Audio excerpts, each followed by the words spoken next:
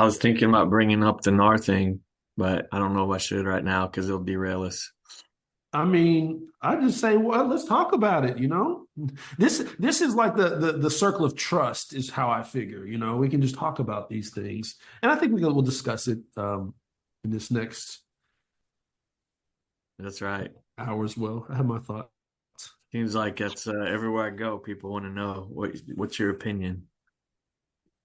Nobody asked me my opinion on it.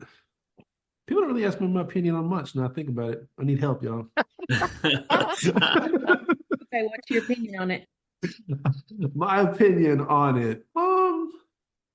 I like it. I mean, here's why I like it. I love anytime there's something that fundamentally shifts everything because the cream rises to the top. Like anytime, you know, everything's being in chaos, the most experienced and those who stay the calmest find a way to win. So I always think it's a pretty good thing. Like I equate it to, so I think it was in 1845, like word got out that in California there was gold everywhere, right? And so the California gold rush. So people were literally leaving everything they had, all of the United States headed out there. And this guy named Sam Brennan, he was about to go get in the rat race like everybody else because they said, if you go to the gold mines, you'll get rich.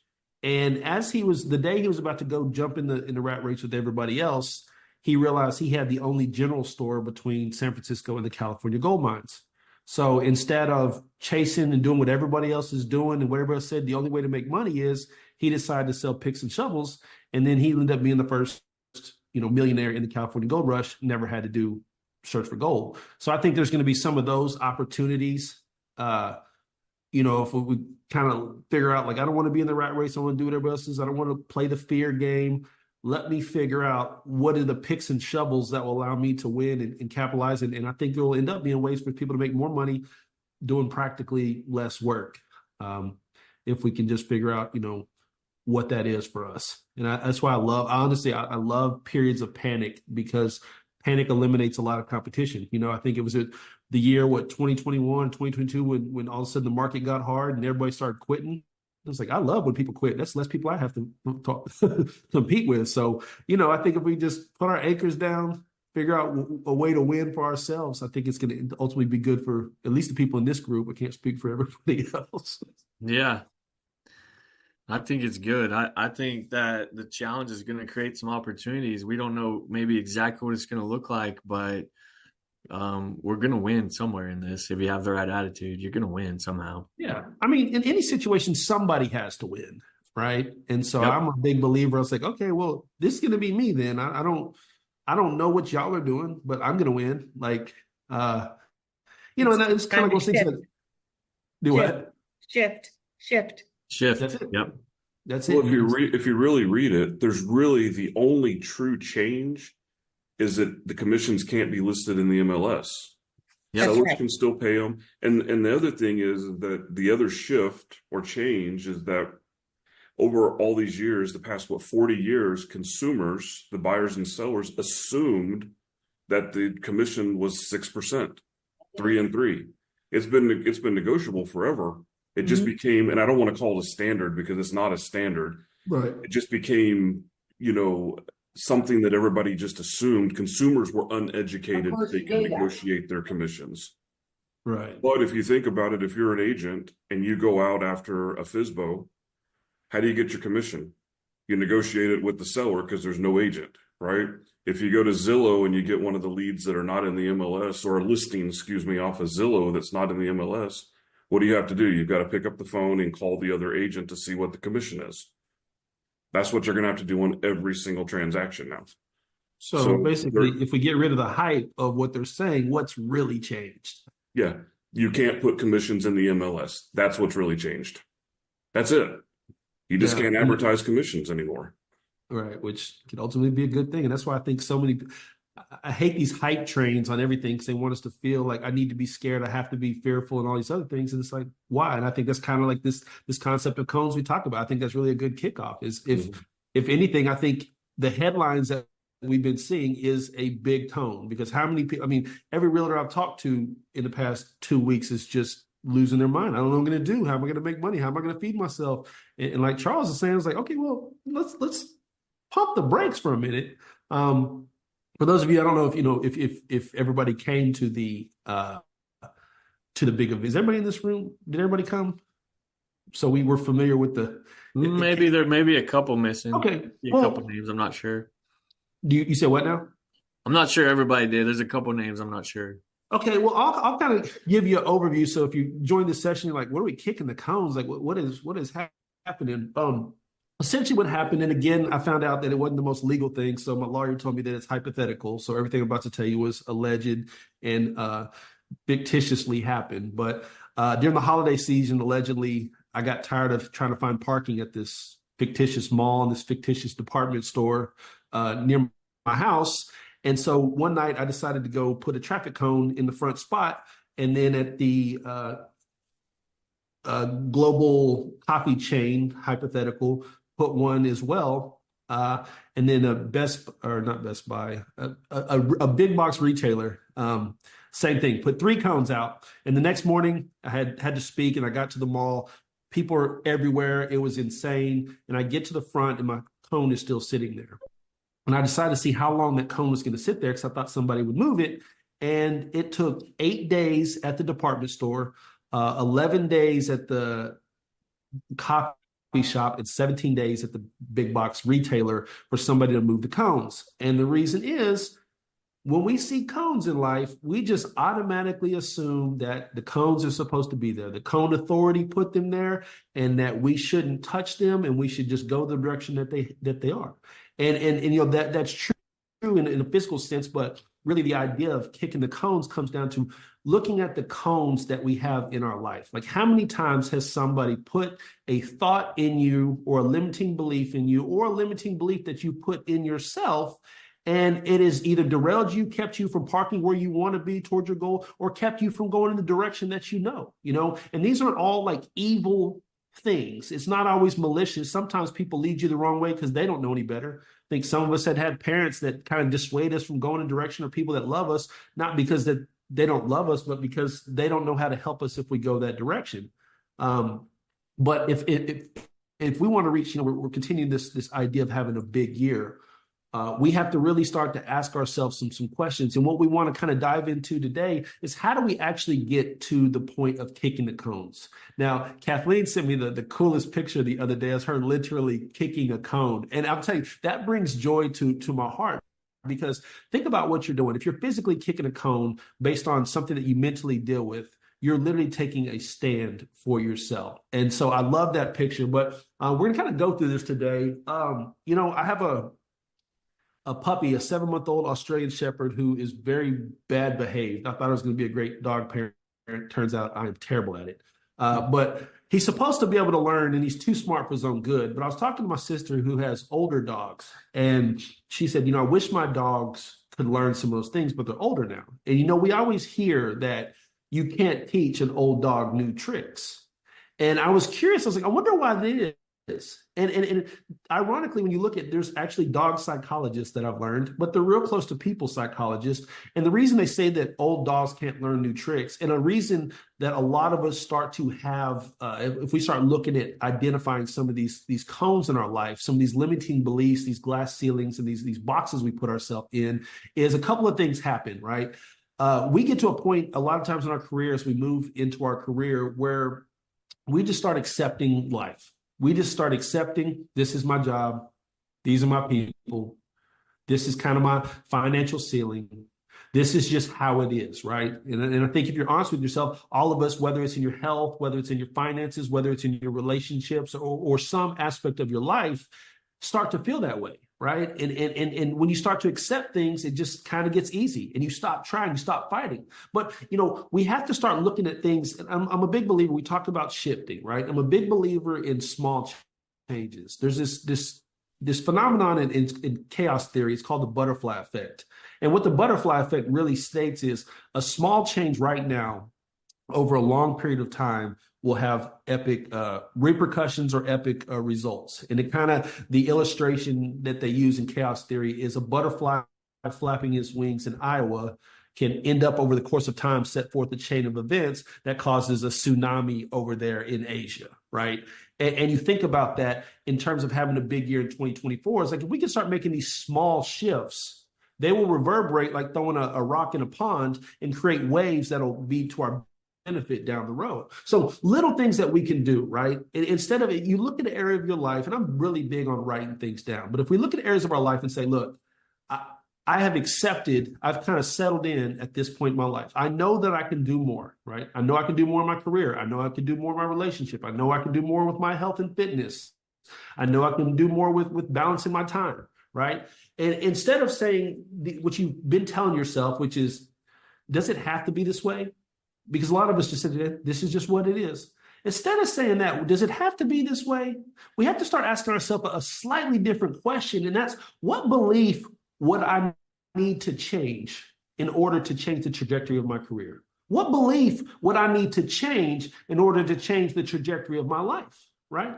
It's setting forth that little shift, that the butterfly setting its wings of like, okay, like right now, you can go into it and say, oh, well, I can't advertise the 6%. It just is what it is. Okay, well, what I need to change? Charles said, okay, well, what if I just looked at this as, okay, all that I need to change is realize I might have to make an extra phone call. That's all that's going to change for me.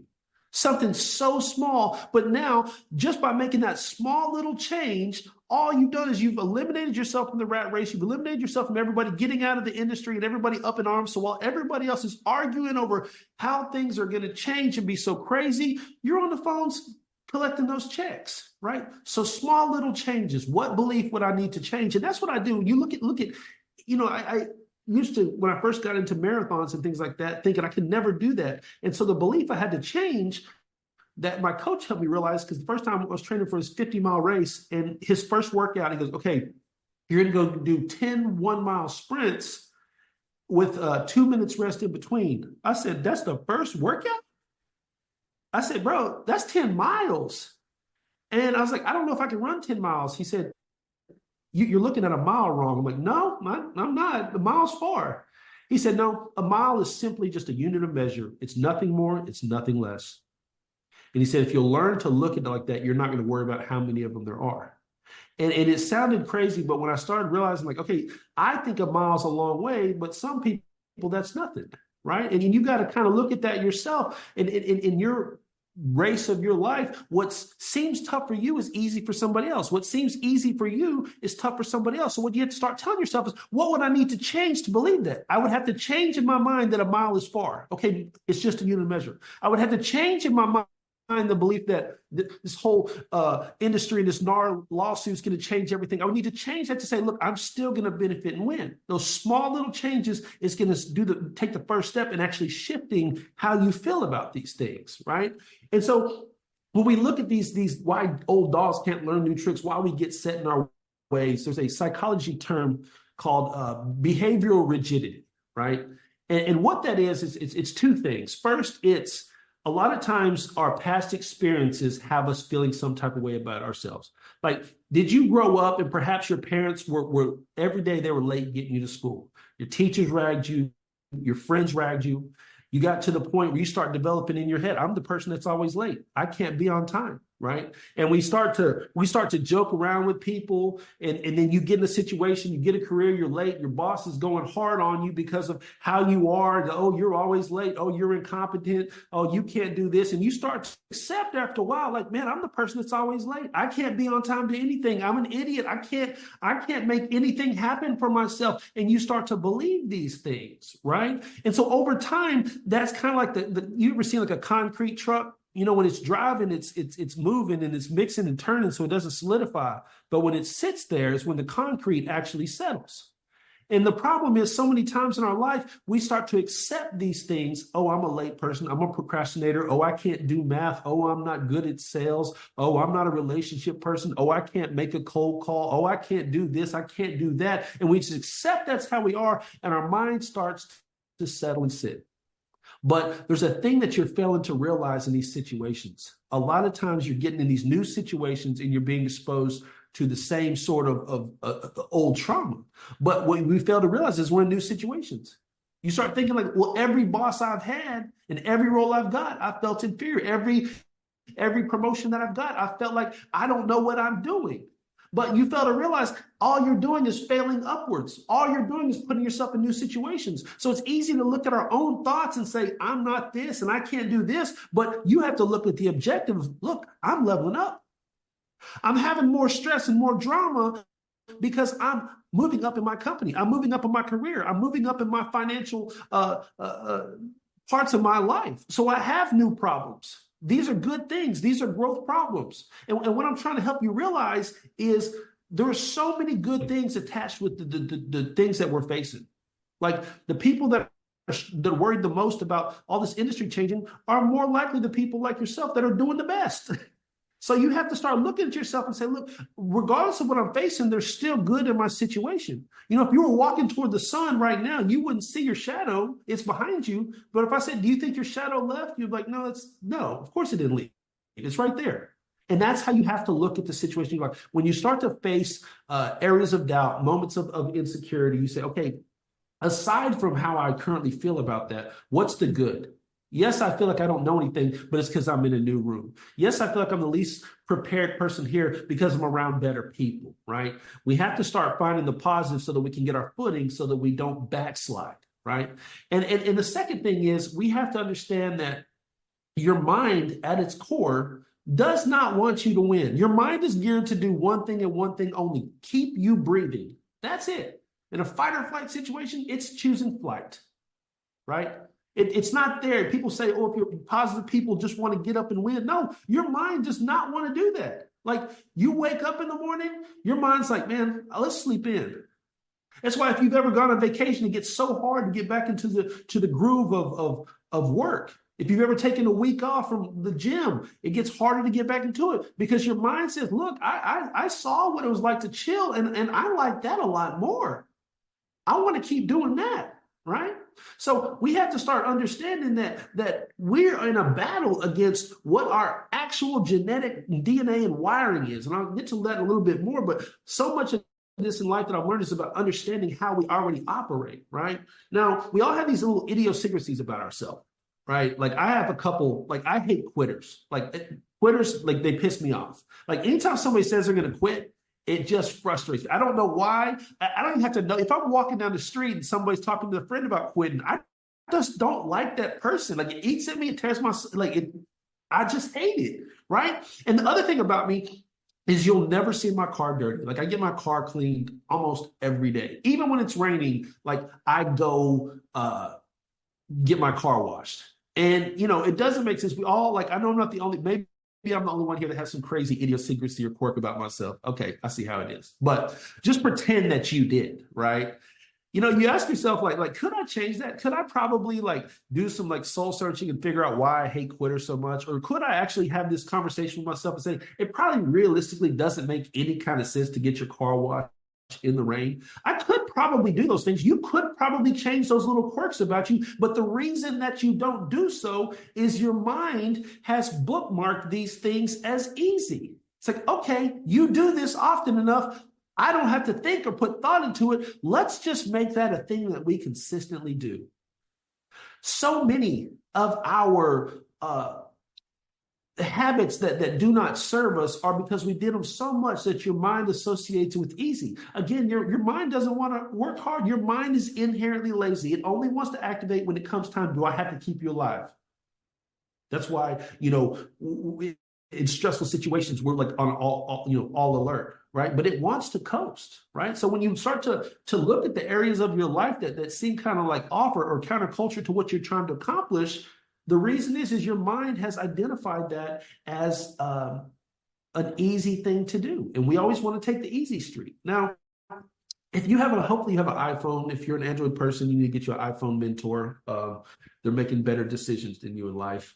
But you know, every year, whether you're Android or an iPhone person, they come out with a new phone. They come out with a new operating system. These operating systems have all these amazing, great features, right? Your mind is an operating system. Now, when Apple comes out with a new phone, they want to maximize it. They want, you know, to use all the features, use all the phone, use all the operating system to its capacity. Your mind doesn't not want to do that. It's not trying to function at its best. Your mind is literally just trying to function. So what's happening is when humans first started, they were, trying to figure out how to like build the wheel that we're trying to reinvent now. They're trying to run from saber-toothed tigers and woolly mammoths and trying to figure out how to hunt, tigers and eat berries and everything they could to survive. The early human operating system was literally built to find some, how do I find shelter? How do I find food? How do I stay alive? Those were the three features. It's like if you ever looked at the very first iPhone, like it didn't even have like the text messaging iMessage that you know as now. I don't think the first iPhone had a camera on it, right? That first operating system was very, very basic. The problem is now we have access to so much information. We have the luxury to go turn on an air conditioner. We can get on this deal. We're all across wherever we're all across the city or country, wherever you're at right now, talk to each other. We have all these modern luxuries. We're bigger, we're stronger, we're faster, we're smarter. Yet so many of us at our core are still operating on that first operating system. We're not using our capacity to the level that we could. Just imagine if you went and got the newest iPhone 15 and you wanted to install the 2009 first operating system. You could do it. It would work just fine. But why? Because you're not getting the most out of it. And if we're honest with ourselves, all of us are using an operating system far below our capacity of what we're actually capable of. We're going to have to figure out how we can upgrade this operating system in our lives. Right? So figuring out what these idiosyncrasies are, figure out what these weird things about us are, figure out why we're decided to not do what we're capable of doing. Looking at the operating system, understanding that we're functioning, but we are currently not functioning at our best. And the reason is so many of us are placing governors on ourselves. Now, if you're not familiar with a governor in a vehicle is something that puts a cap on how fast the car can go. Let's say that the car has an engine that's capable of going 120 miles an hour, but they put a governor on it to make sure that it can't go past 90, right? And they say it's for safety, they say it's for whatever, but one thing you don't see governors on are supercars and race cars. These cars that are built to go fast, these cars that are built for speed. And the reason is, why would you build something with all this speed and then put a cap on it? You have the capacity and the potential to be able to go fast, to be able to go far, to be able to accomplish a lot. But a lot of times what these cones are doing to us is putting that governor. We don't want to get too far ahead of the competition. We hate when we do too much, or we're going too fast. We're doing too this, we're doing too that. So we put a governor to limit our own potential because we know deep down, if we continue to go the direction we're going at the speed that we're going, we're going to put ourselves in a very uncomfortable territory, a territory that requires growth. And again, our mind's like, yeah, we could go there, we could grow, we could go there, we could win, we could go there, we could do more, but that's kind of uncomfortable. We don't know what that's like. It's so much better to stay right here where we are. So let's just pump the brakes and chill. So many of us have these governors, right? So looking at that, how to do now is literally look at now, what is the process, knowing this information we can actually take, right? So we talked about identifying the cones. Here's some action steps you can take to actually physically start to identify these cones in our life. Because I think that, when we look in real life, you always see the cones. They're always bright orange or yellow. They have the reflective, rings, stripes, so that even in the dark, when we shine the headlights on them, you can see them. It's easy to see a cone in real life. It is so much harder to see a cone in your mind. So what you're going to do is a couple of things, right? First, you're going to ask yourself some of these questions. Anytime that you say, I can't, I'm scared, I fear, I'm an idiot, anytime you have that anxious feeling, and you know yourself which one of those you're more prone to. If you don't know which of those you're more prone to, literally go in your text messages. You can search your text messages and search your emails and look at the last time you said you can't do something, or that you're scared, or you fear, or I'm worried, whatever the word is. And the reason that we have to call ourselves out on these things is if you've ever taken a speech class, you understand and know that they tell you every time you say, like when I took speech in college, anytime you said or they'd say beep, they'd hit this bell. Beep, hit the bell. And over time, you're like, I got to be very, very conscious about not saying not saying or using these filler words. But by being conscious of it, I was able to correct and remove a lot of them. So what you're doing in this identifying stage or cone stage of your life is being hyper aware, staying consciously active of these things that you tell yourself, right? Because this is spotting the cones. If we're just driving reckless, we're going to hit a bunch of cones. And a lot of us, if I'm being honest, is worry is the thing. And it uses different words. I'm stressed, I'm worried. But tell yourself, like, figure out you know yourself better than anybody else. And if you don't, ask the people around you, like, hey, you know me. Like, what do you think that I complain about that I might not be aware of? Right. Again, a lot of the stuff has happened in their subconscious. Some people, you probably know somebody that just likes to complain and they don't even realize that they're complaining. But every time they walk into your office, you're like, oh, here we go again. And they think they're just having conversation. Yes. Somebody's like, oh yeah, that's my, it's those type of, but looking at the good people in your life to help you kind of identify, I need to have areas to work on. Like, and it might be the other side of that. You might feel like I'm too overconfident. I feel like I have all the answers to everything.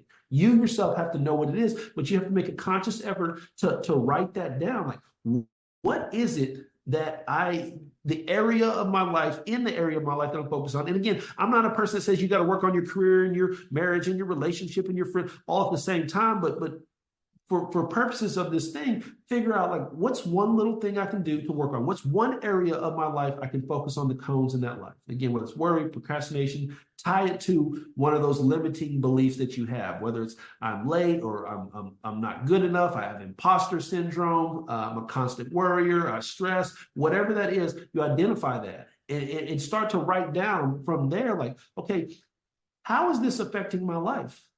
Like, what is this preventing me from reaching? Some of this stuff, when you literally write it down, you start to realize, like, man, I am literally sabotaging my own success. Every one of us in here, for honest, are sabotaging success to the level that we could have right now. So once you start to identify that, write that down, start writing down what are some of the things, this is how this is really affecting my life. Number two, we have to determine what our operating system features are. When a new iPhone comes out, or an Android, I don't even know if they have commercials, wherever they play those, maybe on PBS or something. What you notice, they always push the features. They don't try to sell you the phone. They sell you the features. Oh, now 4K this. Oh, now you can talk to people this. Oh, you can now pay this way. Oh, they sell the features, not the phone. They sell the features, not the operating system. So what you have to do is ask yourself, pretend that you yourself, your mind, your body, who you are, is that new phone with that new operating system. And your job is to market you. What are the features that set you apart? What are the features about you that make you different? If you come to some of my talks before, I'm big on being whatever the world says is too much about you. Those weird things about you. Like, I was speaking at a thing and a girl had blue hair. I'm like, I mean, that's your style. I'm not going to forget that, right? So leaning into what separates you, right? And it can be a lot of different things. Like, a lot of times we make fun of people, we make fun of people's situations, but those odd things about them would keep them going. We always laugh. People say, oh, you move like a sloth, because sloths are slow and methodical. But the reason that's an advantage to the sloth is that by it being so slow, because the sloth doesn't have any natural way to protect itself, it's so slow that the birds of prey and predators can't see it move. So we look at it and say, oh, look at you, you're slow, ha, ha, ha. But to the sloth, that's an advantage. And so your advantage can be anything you want it to be. Just what you're too much of, what's weird about you, what people always say you're this or you're that. Lean into that kind of thing. But ask yourself, write it down. What are the feature set? Like, what is going to set me apart? Because ultimately, we talked earlier, when we talked about this NAR settlement, Charles said it best, only a few things really change. But if you set yourself apart, people still got to buy houses. People still got to sell houses. There's still money being transferred around. It's going to turn back to all things going to do is become more of a relationship business, right? You're in here to excel at relationships. So when you write your feature set down, what's going to set me apart? How am I going to do things differently? What do people look at me? What am I known for? That's how you're going to start to be able to market yourself. And you start asking yourself, how then can I leverage myself to sell more of myself to help more people? How do I leverage myself to sell myself to help more people. And again, it's not all this big everything about you, but the little bitty things that are going to make you memorable is what's going to set you apart. So identify what those cones are, what's kind of you're facing, and then ask yourself, okay, well, what features do I have to combat that? You think about, okay, if you've ever walked around in the dark, your phone has a flashlight. Okay, that helps it. You miss somebody, you can call them, you can text them, you can see them, right? There are features to combat any problem. In fact, the best features are those that combat the best problems. So when you start looking at yourself, say, okay, well, you know what? I'm somebody that's habitually late to everything I do. But when I start looking at my feature set, I realize I've been through some stuff and I'm very, very resilient. So now I'm going to use that resiliency to combat what it is that I've been facing. You learn to become your own hero to the own villain, and you start to realize you're both of them. Which side is going to win? Which side are you feeding, right? Determine what your feature set is. Then we have to really start to look at removing those governors in our life. And this is the hardest part to me, because the governor is something that you always place yourself. A cone might have been placed there by somebody else, right? But a governor is something you did. So this is, to me, is the hardest thing you can do in life, is to face yourself and have that honest conversation. And that honest conversation is to say this: self, I know that I'm not living up to my potential. I know that there's areas where I'm cutting corners. I know that there are areas where I'm coasting. I know there are areas where I could be working harder and just choose not to. These are the governors of the choices we make to not push ourselves to our own potential. And here's why that's dangerous. So many times we say, well, I'm just going to coast today because it's Friday. Oh, I'm going to just coast today because I'm going to just start the week. Oh, it's the end of the month. Oh, it's the end of the quarter. Oh, it's the first of the quarter, the first of the month, right? We have all these different reasons that we give ourselves the excuses to not push ourselves to the level that we could push ourselves, right? So removing the governor is to start having that honest conversation. Say, why are you doing that? Do you not want what it is that you say you want out of life? We don't know how many breaths we get. And having those honest conversations, if you came to the big event, I'm talking to my friend Jesse Itzler, and one of my favorite quotes that he said, how you do anything is how you do everything. And you might not believe that, but it's true. How you do anything is how you do everything. Everything you do, the kind of person you are, bleeds into every other area, right? It's like if you ever came to the office and see somebody and you know that their desk is always tidy, they're always put together well, you already know what their closet looks like at home. You know with their closet. It's equally as tidy, equally as put together. You see people that are just messy everywhere, you know what their life is probably like, messy and undetailed. So you have to be very careful. The reason you have to have honest conversations about yourself, about the times that you're letting yourself slack, is it's not just going to affect your work. It's not just going to affect your relationship. It's not going to just affect, it's going to have a cumulative effect, like we talked about with the butterfly effect, in everything that you're doing in your life. So we have to figure out, what is the governor? Why am I doing that? Why am I doing it? And I'll be honest, the answer to most of the reasons of why most of us put governors on ourselves to prevent us from going to the next level is simply because we don't trust ourselves or believe in ourselves enough to think that we can handle the unknown. We don't believe in ourselves enough to sit there and say, I have what it takes to walk into that wilderness and come out on the other side of it. But the reality is, you're lying to yourself. We always lie to ourselves because you do have that potential. Because where you're at right now, there was a time in your life where you didn't think you could handle this position either. You didn't think you could handle this job. You didn't think you could handle this responsibility. You didn't think you could handle this stress. And you are here right now. There has not been a situation that you thought in your life that you would not make it through that has been able to hold you down. You are undefeated in every situation that you thought would destroy you. So why then will we think that there's ever going to be a situation that we can't defeat, or that we can't make it through, or even if we get knocked back down that we can't rebound from, because you've made it through all of them? You got to look at yourself. I'm a big believer. I don't listen to the words. I don't look at the actions. I look at the patterns of people, because that will tell you everything. And your pattern is that you have made it and survived and thrived through everything that you've encountered. This NAR thing, yeah, that sounds tough. But I thought those of you here that were in that, was it 2008, when everything, the bottom fell out, you made it through that. And you can't tell me that wasn't way worse. This is a little hiccup. Now, this is a little hiccup that we look at the cones. This is a little hiccup that somebody is trying to make a big deal, because somebody, if they can have everybody in fear, is going to make money. There's always money in fear. So you have to ask yourself, why is it that people are very, very focused on making me believe this about myself? What does the money trail look like for this, right? So taking the governor off of yourself and realizing, look, I owe it to myself, and I am capable of pushing myself into the unknown. I am tired of living life in the comfort zone. I am tired of living the life I know. I want to live the life I don't know about yet. I want to live the life that I've always dreamed about. Heaven's up there, looks like he's at the beach in Hawaii. I want to know what that's like. You owe it to yourself to take that governor off. And so how do we do that, right? If you start to identify the cones, start to realize, okay, whether it's society, whether it's something I put on myself, whether it's my past experiences has put there with me, I understand that this is my struggle. I understand that this is the giant that I have to fight, right?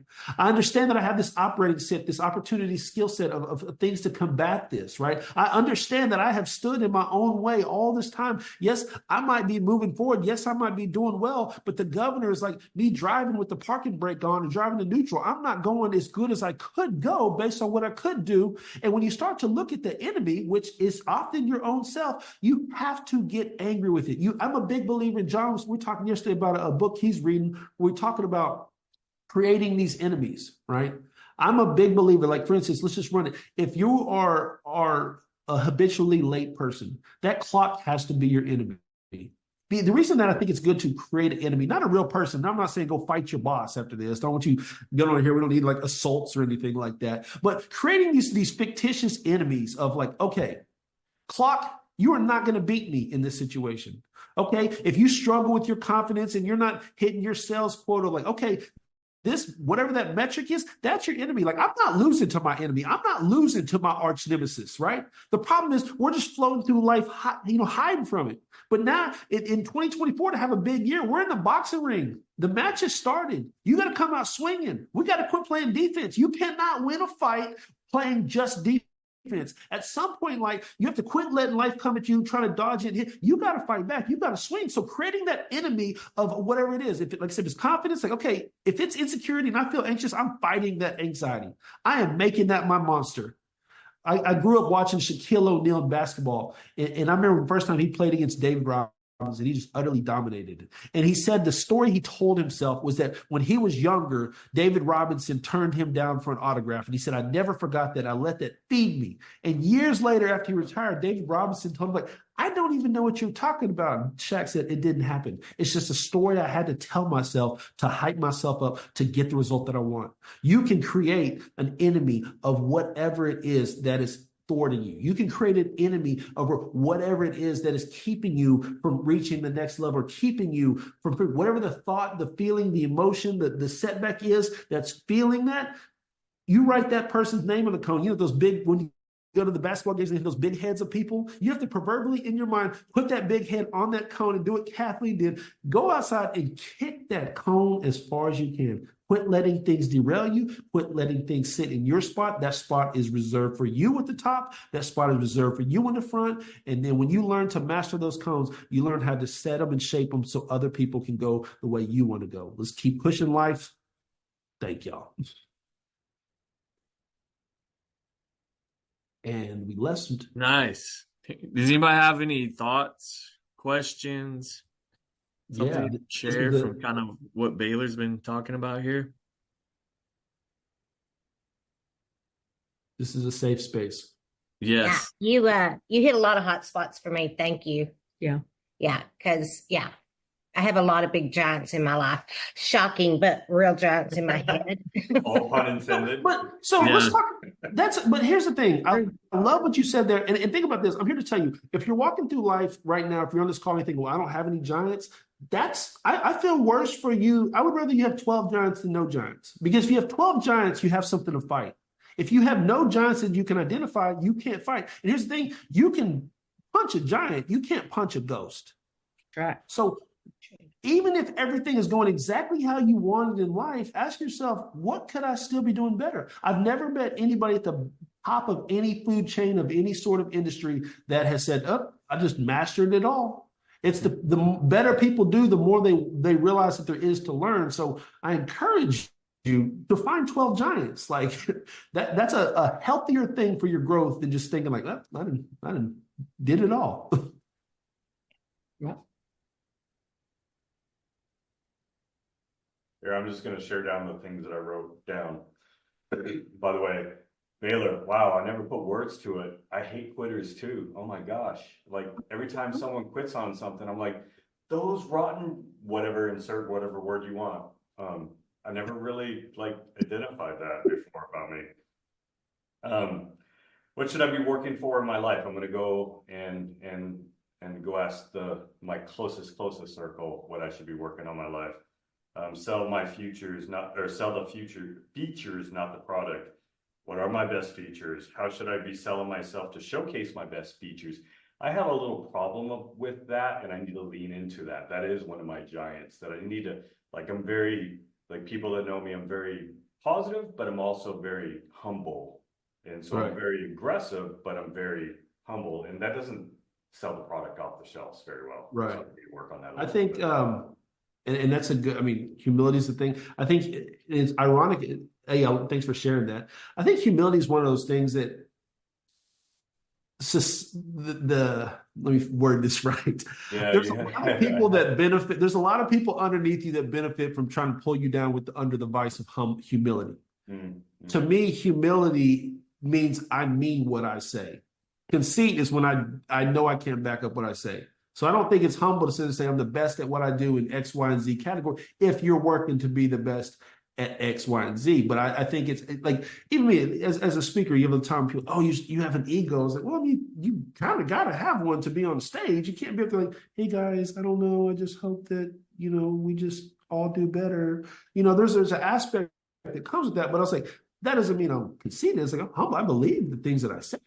Right. So I think a lot of us, so I love that you brought that up, because I think humility is something that more often than not, it's people that don't want to work hard, people that don't want you to reach the next level, want to throw to bring you back down. And I think we have to have a different conversation with ourselves. Like, what's humble mean? Like, I remember looking at the Greek or whatever, and it doesn't mean what we think it means. It's just literally meaning like my actions match my words, essentially, is what it comes down to. But again, I love that. But yeah, that quitting thing, it bothers me. I don't know. I don't know if I need to go to therapy, but like, it's just like you see somebody's dream die just because they just decided. Nah. Yeah.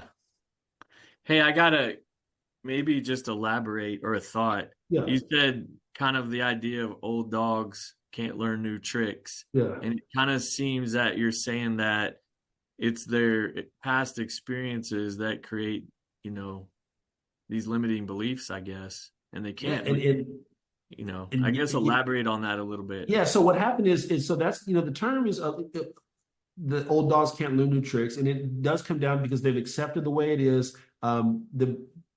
They got set in their ways, and they just, want to go down easy street. Well, come to find out, they absolutely can learn new tricks. What happens is oftentimes it's not that the dog can't learn new tricks, it's that the teacher does not go teach in a different style. So the dog is so used, like, for instance, if you call your dog, hey Fido, hey Fido, hey Fido, and it doesn't respond, over time, you think, well, this dog just doesn't listen, right? And it's because of the teacher, it's not the dog itself. So when you bring a different type of teacher that brings a different type of style, what they come to find is the dog absolutely can learn. They don't actually lose the ability to learn. And kind of what we can take from that is sometimes maybe you can't figure out a problem, or you're kind of stuck in a situation, but it's because you're approaching the situation the same way every time. What if you changed your approach, right? And maybe it's in your marketing of your business. You're like, well, I send out 5,000 emails every single day and nothing seems to be working. It's like, well, maybe have you tried the one-to-one video text? Maybe have you tried taking to somebody? Have we tried a different approach? And you start to find there might be things you're better at that you don't even know, because you've never put yourself in a situation to look at your own career separately. So when they start to learn, the whole thing with the old dogs can't learn new tricks is 100% false. It's that they struggle learning when things are the exact as they've always been. And I think that that's so true of us. Like, the times I have hangups is because I'm literally, like I told you, we got this ultra running. I had never had a coach tell me, quit looking at a mile as a mile, because when I put as a football background, a mile seems like an eternity. And he's like, it's just a unit of measure. Don't let it be any more than that. Changed my entire thinking of what that looked like. And it changed my whole belief. So putting yourself in just different environments and different situations, and you'll start to realize every little hang up you thought you could have, more than likely it's just because the way you were approaching it. It's like so many of us are trying to walk through these closed doors. And if we would just step back for a second, we realize like, oh, well, there's another door right next to it. There's a window right here, but I was so hyper focused on it having to be, we look at this success has to be this way. It has to be done this way. You got to realize, like, I'm a big believer, like, there's a million ways up the mountain. All that matters, you have to be married to the result that you're after, not the approach that you take. You can take a different path. It doesn't matter how you do it. Doesn't matter if you switch it up. Just don't change the finish line. Just don't change the mountain peak, but be 100% committed to taking any different sort of path. And the more different paths you take and the more different things you try, the more you start to find, hey, this actually works for me. And I am capable. And there's nothing in here that anybody thinks that you can't do that is actually impossible for you. It's just that more than likely over time, you've just tried to learn it the exact same way. I mean, a lot of times we follow the same process. We go do this, we go get a coach. The coach tells us make more calls, send more emails. We have the same exact process 99% of the time. And we wonder why we're not getting, any different results. So we just got to change up how we try to learn it or how we try to apply it and find new inspiration there. John, you were talking about, what was that book you're reading that you were talking to? We go into called Choose Your Enemy Wisely. Yes. Choose Your Enemies Wisely.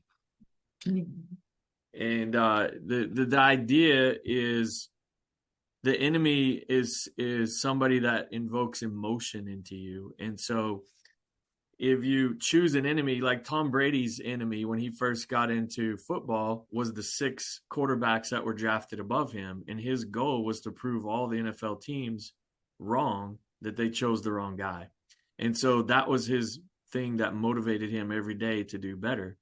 It's not the person in your life that did something wrong to you that you have resent. You don't want to give that person any energy. It's kind of like your story. You're trying to find something that motivates you and invokes this emotion.